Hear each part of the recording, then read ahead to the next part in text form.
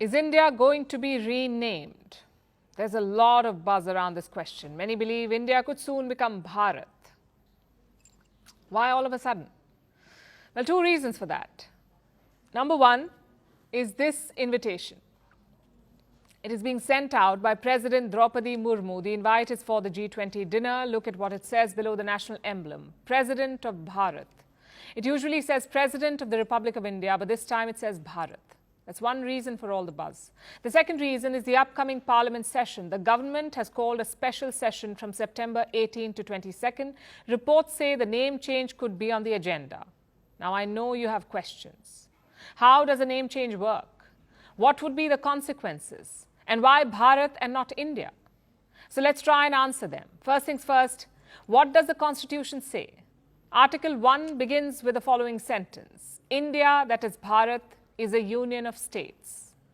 I'll repeat that. India, that is Bharat, is a union of states. Doesn't that mean both names are interchangeable? The legal scholars are divided on this issue. Some of them point to other articles of the Constitution, like Article 77. It refers to the government of India and not Bharat.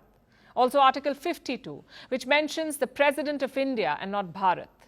But some scholars disagree. They say Article 1 makes it clear that both names are the same, India and Bharat. What's written elsewhere does not matter. So which side is right?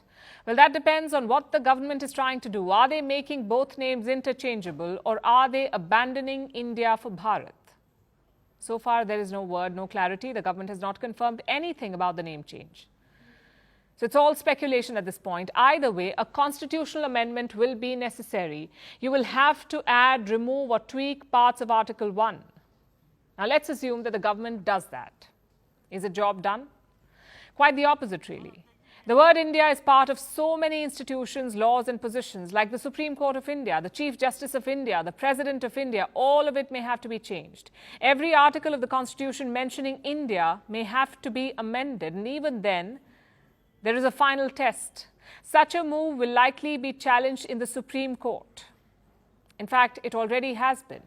In 2020, the Supreme Court was hearing a petition. The petition wanted to drop India from the Constitution. And what did the court say? It dismissed the petition. It said, India is already called Bharat. So my point is simple. Even if the government wants it, it will not be easy. There are multiple political and legal challenges to renaming the country, which is why it's important to understand what this debate is about. Where does India come from? Where does Bharat come from? And how are they different? Well, Bharat dates back to Puranic literature. We have different versions of it, like Bharat or Bharatvarsh. Even the Hindu epic Mahabharat mentions it. Mahabharat. Bharat is defined as the land between the sea and the snowy mountains.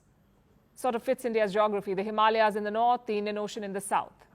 There are also some legends associated with the name, like the King Bharat.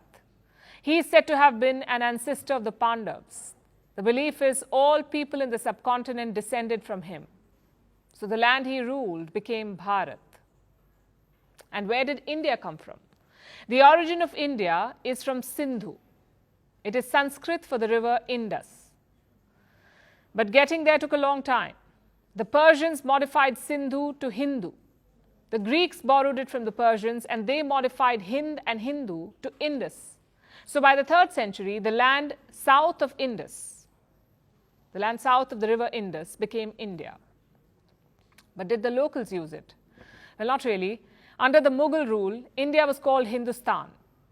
That changed only from the late 18th century. The British began using India instead of Hindustan. We don't know why. Some historians say they liked the Greco-Roman roots.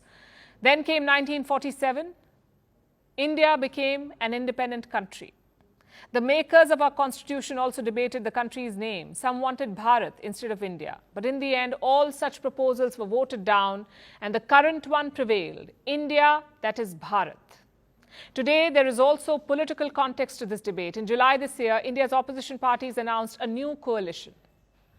A coalition called India. It's an acronym, actually. Indian National Developmental Inclusive Alliance, INDIA. Around 26 opposition parties are part of it. All of them oppose the name change. They say it's about politics and not policy. But the government supporters disagree. They say it's about abandoning India's colonial roots. It's about reclaiming India's past.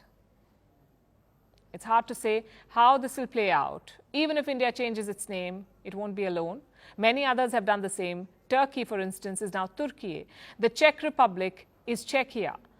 Swaziland is Eswatini. Holland is now the Netherlands. Siam is now Thailand. Burma is Myanmar. Each country had its own reason for the name change. India's reason could determine the outcome of this endeavor.